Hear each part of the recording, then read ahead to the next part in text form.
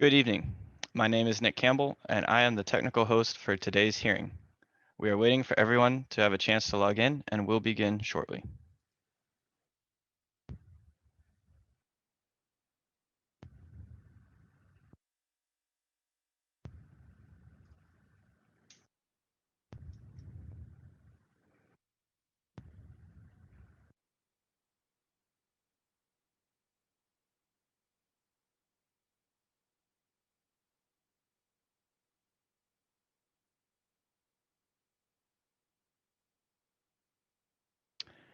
Hi, everyone. Again, if you are just joining us, we are waiting on people to get logged in, and we will begin shortly.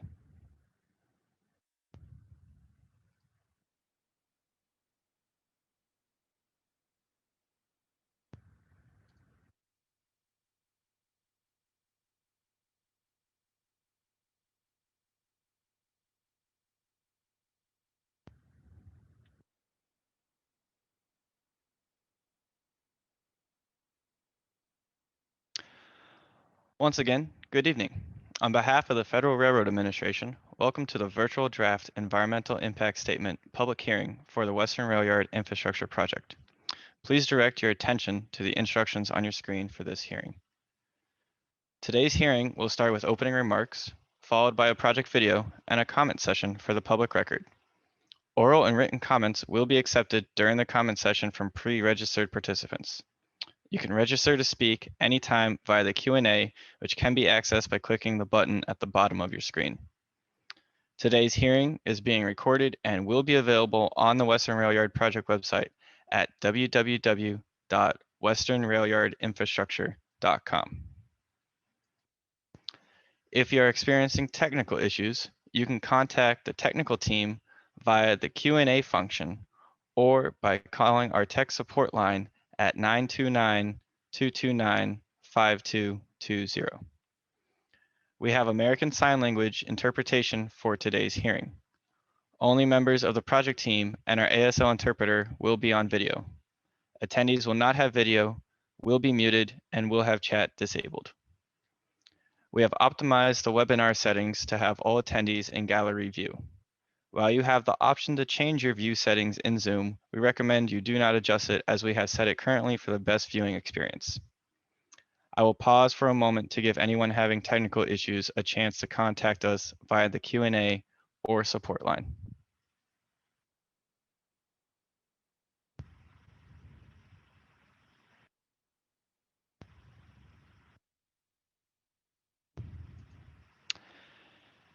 If you are a registered speaker, your microphone will be unmuted when it is your turn to speak. The chat function is also disabled for attendees, but you may communicate with our team through the Q&A box. If you experience any technical issues with Zoom, you can communicate with the technical team running today's meeting via the Q&A function or by calling our tech support line at 929-229-5220. If you did not pre-register to give an oral comment, you may also submit a comment in the Q&A box and it will be added to the record. And now I would like to introduce Andrea Poole from FRA.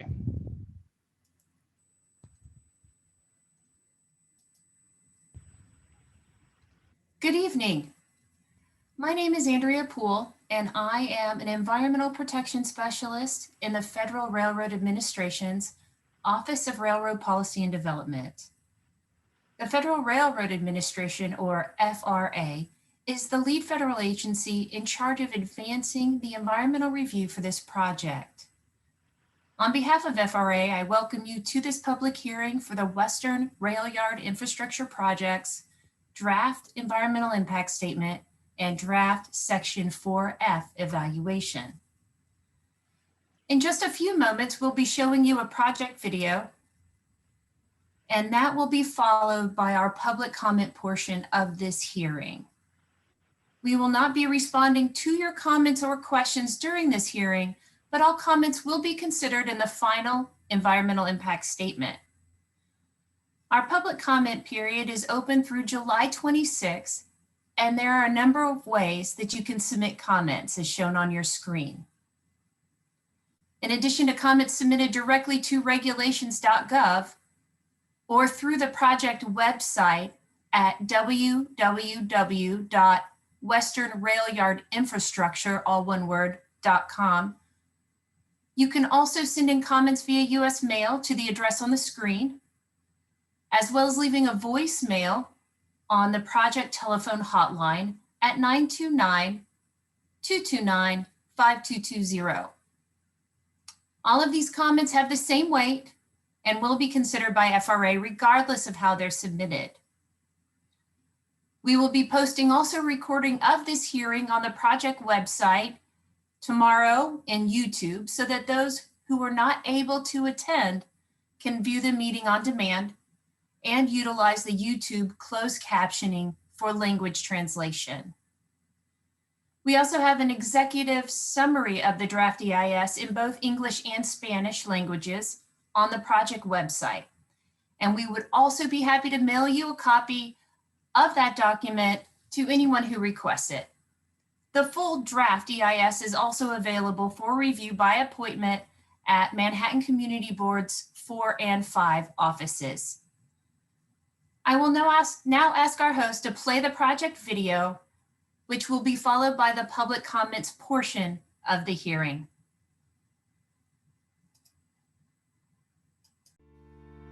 Hello. On behalf of the Federal Railroad Administration, or FRA, an agency in the United States Department of Transportation, or USDOT, we welcome you to this presentation for the Western Rail Yard Infrastructure Project. FRA is the federal agency in charge of advancing the environmental review for this project, including preparing the Environmental Impact Statement, also called an EIS. During this presentation, you will learn about the project, also referred to as the preferred alternative, and the process that FRA followed to analyze potential environmental impacts. FRA is conducting a virtual public hearing for the draft EIS and draft Section 4F evaluation for this project. This is why FRA has prepared this presentation and made it available on the project website and YouTube for viewing at your convenience. FRA will be collecting your comments at the conclusion of this presentation, as well as throughout the draft EIS and draft Section 4F evaluation public comment period, which runs from June 11th through July 26th, 2021. FRA is also collecting comments on the project findings in accordance with Section 106 of the National Historic Preservation Act. On behalf of FRA and the entire project team, we thank you for your interest in learning about this project and watching this draft EIS public hearing presentation. We welcome your comments and feedback. FRA is the federal lead agency for the preparation of this EIS. The preparation of the draft EIS was led by AKRF Inc. as the independent third-party consultant that assisted FRA in conducting the environmental review. AKRF Inc. was supported by their subconsultants, WSP USA Inc. and FHI Studio. Chapter 27 of the draft EIS provides additional details of the FRA and consultant team personnel that contributed to the preparation of the draft EIS and draft Section 4F evaluation. Now we'd like to provide some background about the project site and planning processes that have been undertaken in the area over the past 35 years. The Western Rail Yard tracks and other facilities were specifically reconstructed by the MTA in 1986 to accommodate support columns that would allow for future construction of private development over the yard. As shown on the map on the right, the Western Rail Yard site, outlined in yellow, is part of the larger Hudson Yards, outlined in blue. The area in and around the Western Rail Yard has been the subject of various planning, rezoning, and redevelopment efforts, covering more than 4 blocks of Manhattan's far west side. In 2005, the Hudson Yards Rezoning Project instituted a major rezoning of the entire Hudson Yards area to accommodate a mix of uses and densities throughout the far west side, including over 38 million square feet of new development, the provision of new public open space, and an extension of the No. 7 subway line with a new No. 7 subway station at 34th Street and 11th Avenue. In 2009, a state EIS was prepared following city and state guidelines for the development proposed at the Western Rail Yard site, which included a platform and overbuild development. Based on that 2009 final EIS, zoning text and map amendments to the New York City zoning resolution were adopted by the City Council for the Western Rail Yard development. The platform and overbuild development are now considered to be built as of right, in accordance with the city zoning resolution's existing zoning controls for this site. This is a very important point to keep in mind in the context of the current NEPA project and its environmental review. In 2015, the new 34th Street Hudson Yards subway station opened, making development in this area more attractive with access to the subway system. Most recently, the mixed-use development over the Eastern Rail Yard across the street from this site has started operating and is nearly completed. The proposed action for this EIS has two main purposes. The first is to cover and protect the active Long Island Railroad tracks and support facilities in the Western Rail Yard to house critical life safety and mechanical, electrical, and plumbing support services for the yard, including new lighting, sprinklers, and an extensive platform ventilation system, and provide additional new capacity for real estate development. As mentioned before, when Hudson Yards was redeveloped in 1986, tracks and other facilities for the Long Island Railroad, referred to as the LIRR, were specifically laid out to accommodate support columns that would be required for future development to be constructed at this site. The second purpose of the proposed action is to preserve a right-of-way through the Western Rail Yard to support the future construction of a Trans-Hudson passenger rail crossing into New York Penn Station. The Western Rail Yard lies below street level on a site that is open to the sky and is intensively used every day by LIRR for the storage, interior cleaning, and maintenance of their commuter rail cars, as well as for other LIRR services and functions. As a result, no development above the rail yard can occur. The platform is needed to cover and protect the active railroad tracks and LIRR support facilities in the Western Rail Yard, and modernize state-of-the-art life safety systems for the entire Western Rail Yard, and to provide additional new capacity for real estate development above the active rail yard that would generate revenue for the MTA and its subsidiary agencies. The MTA has long sought to maximize the revenue generation potential of its real estate assets. Currently, there is no capacity for development over the Western Rail Yard without construction of the platform. The tunnel encasement is needed to preserve right-of-way through the Western Rail Yard to allow the future construction of new rail infrastructure, which would support passenger rail service in and out of New York Penn Station. If this right-of-way is not preserved now, before private development occurs on the site, it will not be possible to construct this rail connection to Penn Station in the future. New rail infrastructure is part of the effort to maintain a functional, resilient, and improved Trans-Hudson passenger rail crossing into New York Penn Station, and maintain existing Amtrak Intercity and New Jersey Transit commuter rail service on the Northeast Corridor, as well as to support future increases in the capacity of the regional rail system that may be pursued. Consistent with the stated project purpose and need of the Western Rail Yard infrastructure project that were just outlined in the two previous slides, the four principal objectives of the project relate to: Number 1, maintaining safe, continuous, and uninterrupted LIRR operations, construct critical life safety and ventilation systems, and modernize operational facilities within Western Rail Yard.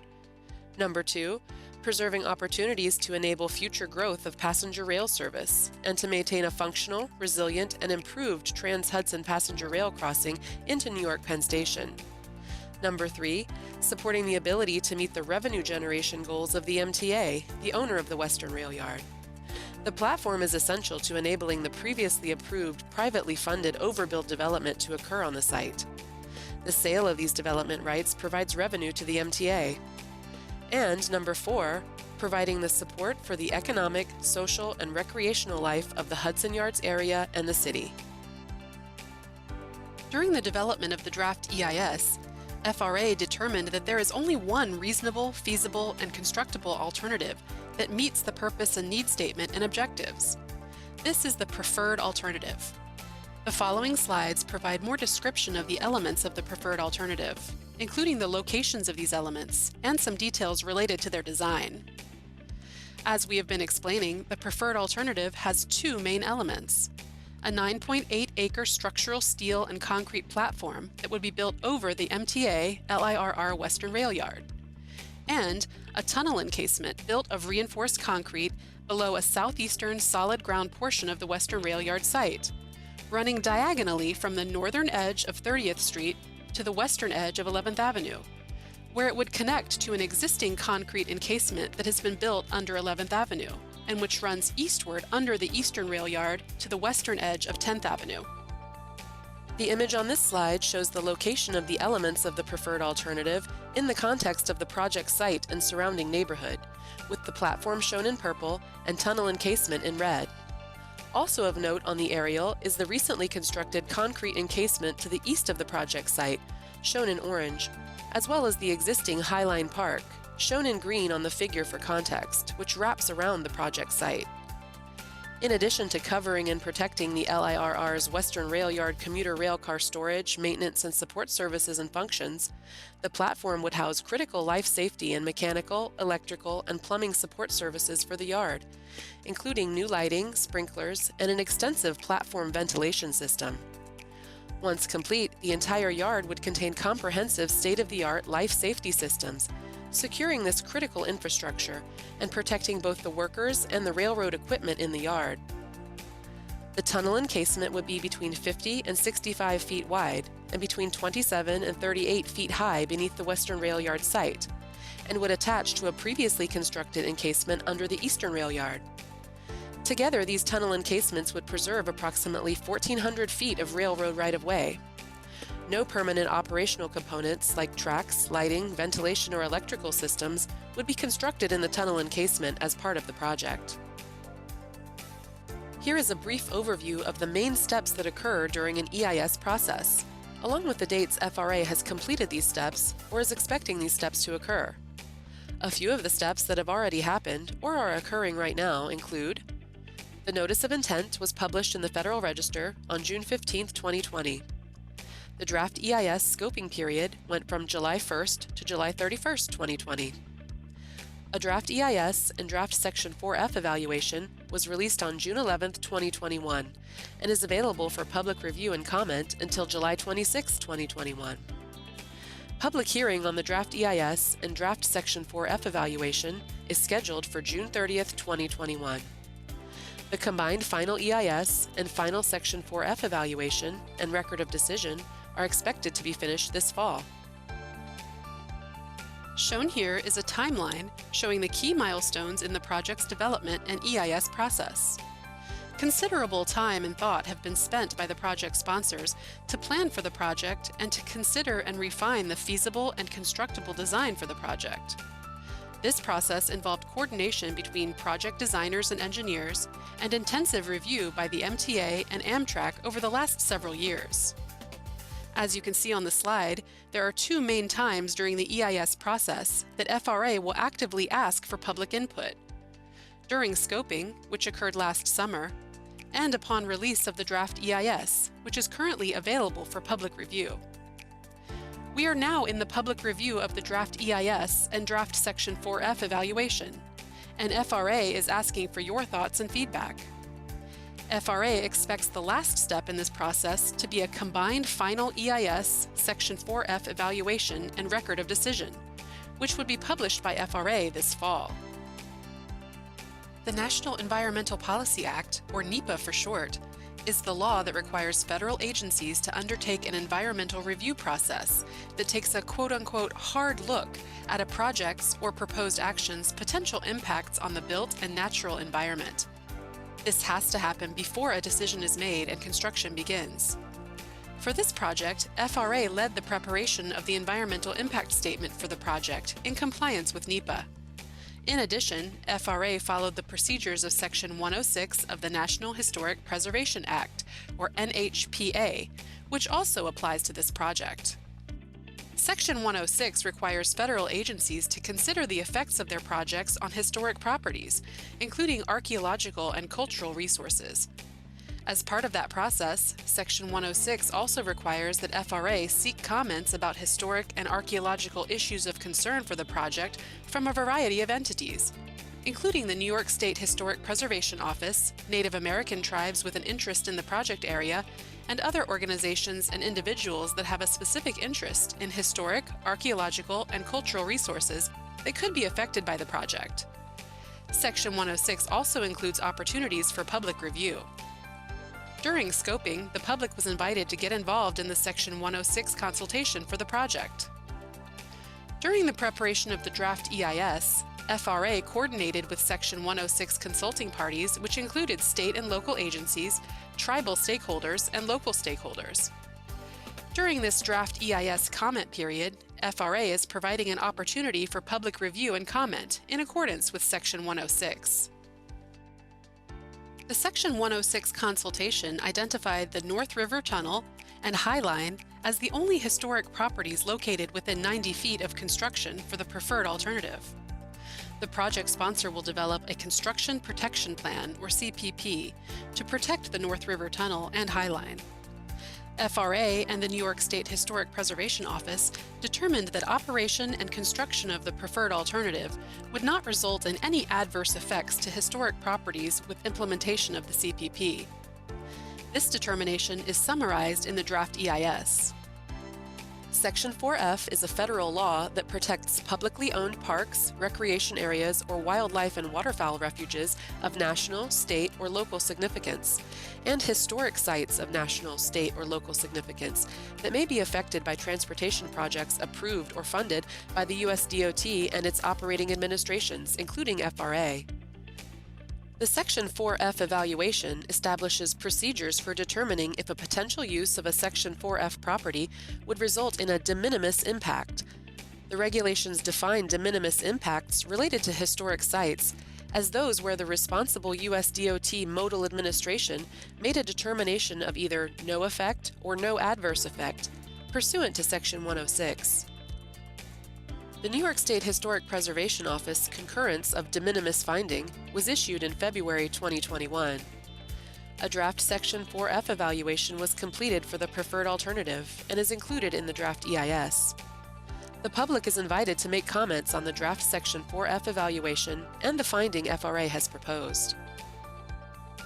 The EIS evaluates impacts on the built environment, such as land use, parks, visual resources, historic and archaeological resources, and noise and vibration.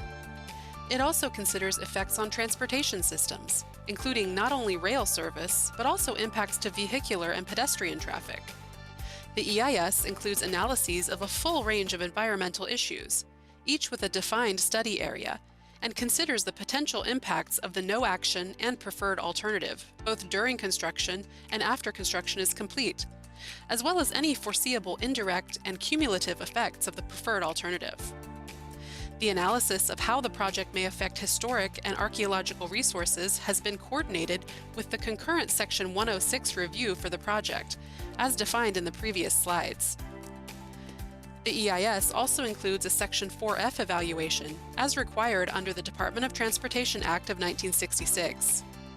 The evaluation examines potential impacts to Section 4F resources, such as parklands, historic structures, sites, or archaeological resources, and protected wildlife areas, from the construction and/or operation of a U.S. DOT project or action, and looks at measures that can be taken to avoid, minimize, or mitigate any identified impacts.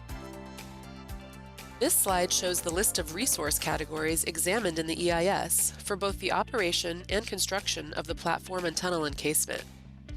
FRA found that construction of the preferred alternative would not have the potential to result in exceedances of the general construction noise assessment screening level thresholds included in the Federal Transit Administration Guidance Manual. However, FRA found that construction of the preferred alternative would exceed the City Environmental Quality Review, or SEQR, technical manual thresholds, and have the potential to result in adverse noise impacts at the High Line within approximately 630 feet of the nearest work area, at residential buildings along 11th Avenue between West 29th and West 33rd Streets, along West 30th Street between 11th and 12th Avenues, and along West 33rd Street between 10th and 11th Avenues. The draft EIS lists the practices that would be used to the extent feasible and practicable to reduce noise and vibration levels associated with construction of the preferred alternative. FRA will conduct a virtual public hearing for the draft EIS on June 30th, 2021, from 6:30 p.m. to 8:30 p.m. Attendees will have the opportunity to provide comments on the draft EIS and draft Section 4F evaluation. All comments provided during the public comment period for the draft EIS and draft Section 4F evaluation will be given the same consideration by FRA. Methods to provide comments outside the public hearing are on the next slide and posted on the project website. For those who are unable or do not wish to share comments during the public hearing on June 30th, you can submit comments through July 26, 2021. All comments will be submitted for public review at regulations.gov. You may submit comments during the Draft EIS public review period in a number of different ways. Speak at the public hearing on June 30th, 2021, as noted on the previous slide. Provide comments online at regulations.gov. The docket number for this project is FRA-2020-0039. Provide comments through a link on the project's website, www.westernrailyardinfrastructure.com. Via voicemail at 929-229-5220. Comments can be submitted to this number throughout the comment period. Note that comments left by voicemail will be transcribed and included in the public comments archive. Written comments will be collected by U.S. mail to the address on your screen, which is also found on the project website. FRA will give equal consideration to all comments submitted during the public comment period, regardless of how the comments were submitted. As a reminder, please submit any comments by July 26, 2021. Thank you for your interest in the Western Rail Yard Infrastructure Project, for participating in the public hearing process, and for your time watching this presentation. The project website, www.westernrailyardinfrastructure.com, will be a resource for project updates throughout the remainder of the EIS process. Thank you again for your interest in this project. We hope to hear from you. Thank you, and good evening. My name is Leslie Black, and I will be the moderator for this evening's public comment portion of the hearing. I'd like to go over the ground rules before we begin to hear public comments. If you have not already registered to make a public statement and would like to, please use the Zoom Q&A function to make that request, which can be accessed by clicking the button at the bottom of your screen. Each speaker will be allowed 3 minutes. We will be keeping time, and I will notify you when you have 30 seconds remaining and when your time is complete. Please note that we will not be responding to comments or questions in this meeting, but all comments submitted will become part of the meeting record, and responses will be included in the final environmental impact statement. I ask that you address your comments to the subject at hand, the Western Rail Yard Infrastructure Project, and that you use respectful language in your communications. If you prefer not to speak publicly, you can write your comment in the Q&A function during tonight's meeting. As previously noted, you can also comment by filling out a comment form accessible via the project's website and using the comment link provided, or directly at regulations.gov, docket number FRA-2020-0039. You can also send written comments by mail to the following address: Western Rail Yard Infrastructure Project, care of FHI Studio, 416 Asylum Street, Hartford, Connecticut, 06103. All comments will receive equal consideration and will be stored for public review at regulations.gov. Those addresses are on your screen. We will also accept comments by voicemail at 929-229-5220. I want to stress that all these comments will be considered equally by FRA, regardless of how they are submitted. I will be calling names of those who have registered to speak in the order received. Elected officials will be offered the opportunity to speak first. I will also be calling the names of the next few speakers. You will see the list of upcoming speakers on the screen. You can register to speak at any time until 8:30 p.m. by using the Zoom Q&A function. When your name is called, your microphone will be unmuted by the meeting host. Please allow a moment for that to occur, and please have your microphone volume up. I will then ask you to state and spell your name for the record, as well as your affiliation. After that, I will begin to time your statement. As a reminder, we will be limiting comments to 3 minutes, and I will let you know when you have 30 seconds left to wrap up. This comment portion of the meeting lasts until 8:30 p.m. However, if speakers are waiting as that time approaches, we will try to accommodate them as needed. If time allows, people who have already spoken will be able to provide additional comments.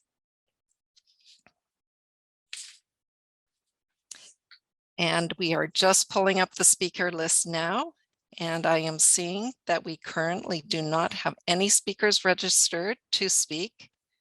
So I would like to ask if any elected officials or their representatives wish to make a statement. If you wish to do so, please put your name in the Q&A function. And for that, we will take a brief off-screen break while we wait for a registered speaker to put their name in the Q&A function. Thank you very much, and we will return shortly.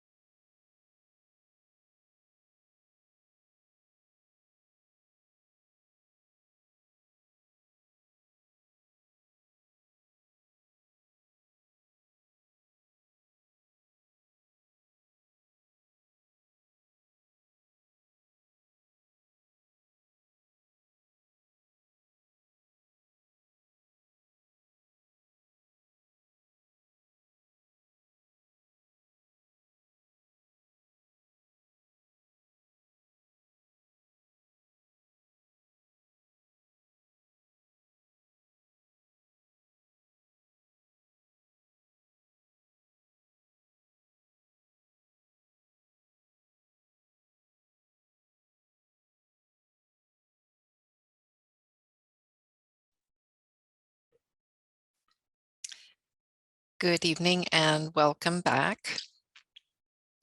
That concludes the public comment portion of this meeting. I will now turn it back over to Andrea Poole for closing remarks. Thank you.